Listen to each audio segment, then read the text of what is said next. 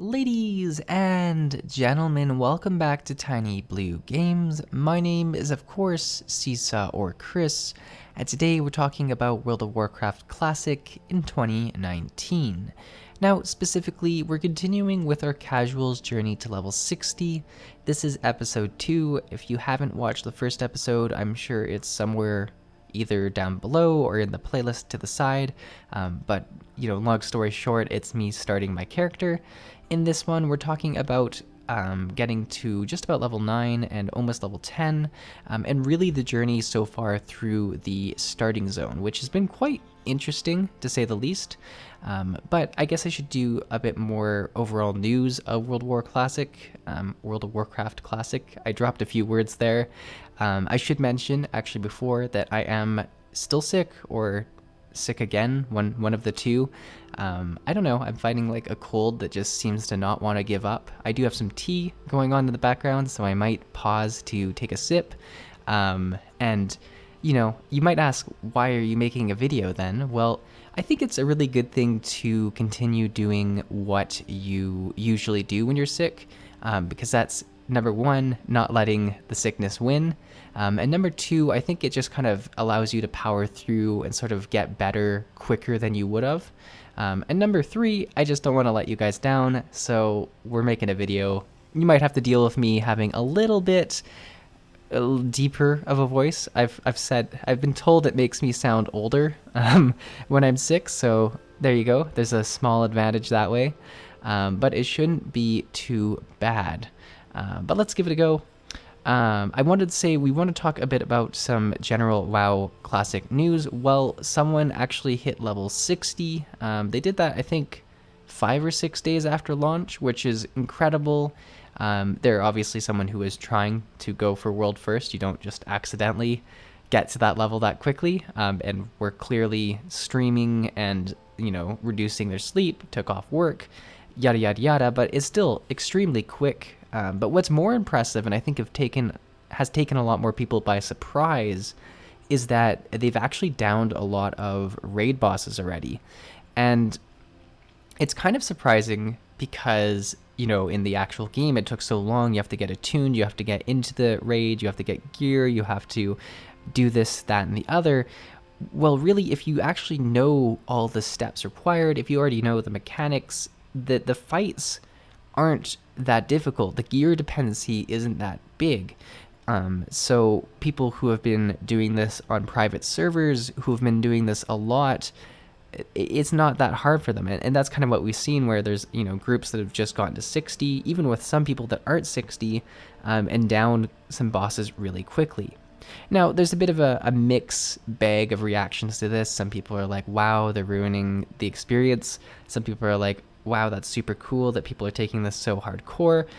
And I'm kind of in between of that.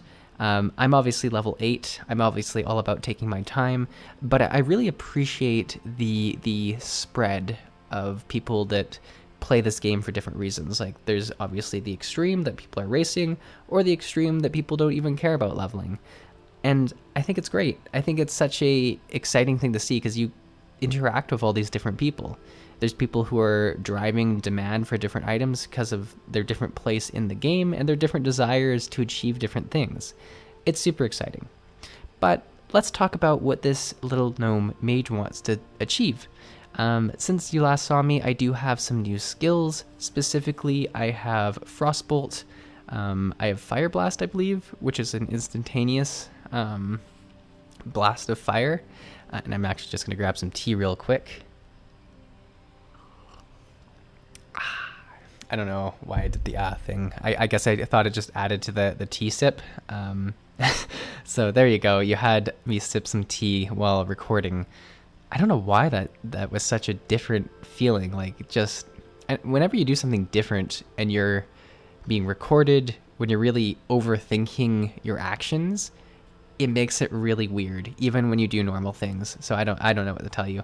But let's talk about the skills some more. I have Frostbolt, Fire Blast, and Arcane Missiles. which allow me to really take down mobs even before they get to me sometimes, which is great. Though I do like to leave them just alive enough to kind of get a few hits with my staff. And I do actually have polymorph now, which is great because it's kind of my first oh crap button, where if I do get into too much combat, if another monster attacks me, I can kind of polymorph them and like run away and sort of reset the situation. It is kind of an issue if I run out of mana and that happens, which happens from time to time, because I'm still not able to cast it. But the biggest thing is doing that and then kind of kiting and waiting for my mana to regen. I think Spirit's actually going to be a pretty big thing for me when I'm lower. Actually, does Spirit gain back mana? I'll have to look into that. But if it does, any kind of mana recovery at low level is probably a pretty big thing for me, just because it allows me to fight through monsters pretty quickly. Obviously, when it comes to min-maxing, when it comes to optimizing my damage, it won't be as big of a thing, but it is a pretty crucial part of leveling is the mana flow for the mage.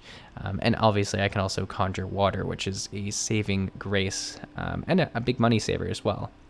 The other things in terms of money that I should talk about, I did get some professions. Specifically, I have skinning as well as herbalism. And then I also have cooking and first aid. And I do plan to get fishing, I just haven't come up upon it. I don't think there's as much fishing action in this part of the world, say as like Stormwind. As a human, you might have some more fishing related stuff, but I also might not have gone out and searched for it. And realistically, I've had plenty of stuff to do in game already. Skinning's been one of the biggest assets, because I've actually ran into the issue where I don't have enough money to buy my skills, which, as someone who's played retail for so long, the idea of not being able to buy your skills is a really weird situation. But it does add a little bit more of a you're so new to this world, like you're quite the beginner in WoW Classic, right? It feels like every little thing you do is kind of a battle of some sort. So I do think that the addition of having to buy your skills and really, earn that gold to buy them, well, silver in this case, does add a fair bit. So skinning has been really good because not only can I skin most of the things I kill while questing, but I can actually skin other people's monsters as well. So I'll often be fighting and then I'll find like a pack of dead boar, dead leopards, dead bears, and I'll go and skin like a silver worth of material off them. And I think I'm at like almost 20 silver or something like that, which doesn't sound like a lot, but it's pretty good. Considering I've also been able to buy a couple more inventory slots. And my god, inventory slots are like the most exciting thing in Classic. Like in retail, it's rare that you don't have really good bags, but to even just have only the basic backpack and not being able to afford like another 6-slot bag, it blew my mind. And I was making hard decisions between what I needed to drop in order to return to a vendor to vendor it. And it got really difficult. Plus there's quest items, plus there's like now skinning and stuff like that. It became quite the issue. So I have invested in, I think, one bag I bought, and then I found a bag which was worth like 5 silver right there and was crazy. Which, once again, you'd never be excited to find a 6-slot bag in retail. Like it's worthless. It's a gray item. It's junk. But it's these little things that really add up in Classic. And I think that's the biggest takeaway I've had so far from Classic is that every little thing you do, it seems to matter. It feels like you're progressing your character. If you're just hitting a monster and gaining like a level to your stave mastery, if your skinning goes up a little bit, it's every little thing adds to your character. In getting gold, getting silver is a big thing. It's really cool, and I've definitely enjoyed the journey. And that's also, I've been focusing a lot more on professions. So skinning is kind of my initial goal to start playing, and then I'm also doing herbalism with it. So I've been collecting Peace Blossom, and I think it's called Silverleaf. but I haven't been selling those. I've been keeping them because A, the prices on the auction house will go up as people get more gold themselves, and B, I'm thinking of doing alchemy as my primary profession later on, once I do feel comfortable getting rid of skinning and have enough cash flow to kind of just fund myself through leveling, dropping skinning, and just using the alchemy and herbalism to really progress through the higher level content, because I do think a lot of those potions will be a great benefit not only in the highest level content but also through leveling. And then, as I mentioned, really paying attention to the secondary professions. I've already started cooking, which is quite good. I don't really use the food, so I send it to my friend, which, like, once again, those social interactions, you would never send food like that you cooked while leveling to another friend, really. Like, you might just for fun, but he actually is going to appreciate that food, right? Like, it's going to be a pretty big deal for him I think he's playing a hunter that needs to heal up a bit more, specifically when I can just conjure food for myself. So it's a really cool, lots of systems that make you feel like you have a much bigger impact on the entire world itself. And I think that's the biggest thing, is that the World of Warcraft all of a sudden feels like a world.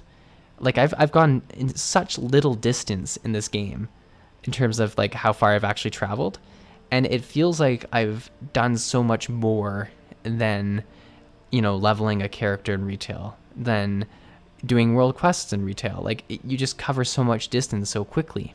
And I think a lot of that has to do with the fact that you are so slow, but the world's also dangerous and rewarding. So I can't get enough of that feeling of achievement that every little play session brings. So I think that's where I want to wrap up this video, guys. Hopefully you enjoyed it. Hopefully my voice and stuff wasn't too irritating. I hope to be better for the next video. But next episode, we should cover level 10, as well as some of the talent tree selections that we get to do. Thank you for watching. I'll see you in the next video.